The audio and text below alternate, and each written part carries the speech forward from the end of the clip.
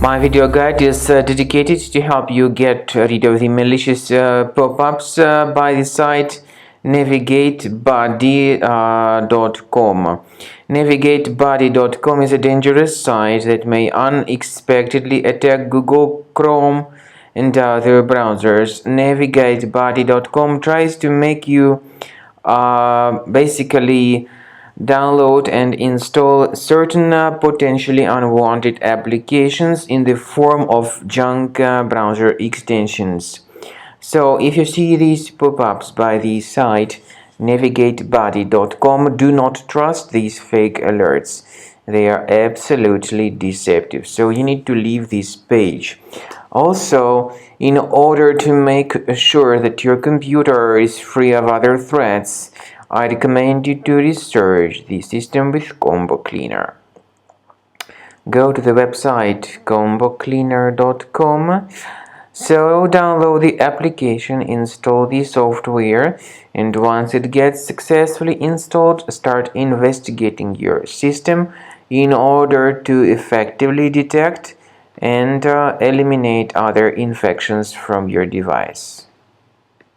After you have successfully downloaded and installed Combo Cleaner antivirus, the program is initially in the trial mode. So only quick scan option is available.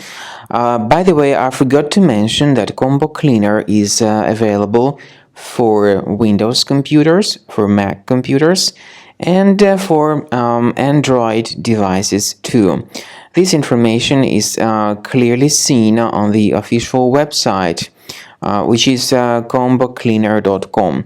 So through this official site, you may download any preferred version, and even for iOS devices too. So all these 4 different operating systems can offer you the version for Combo Cleaner antivirus.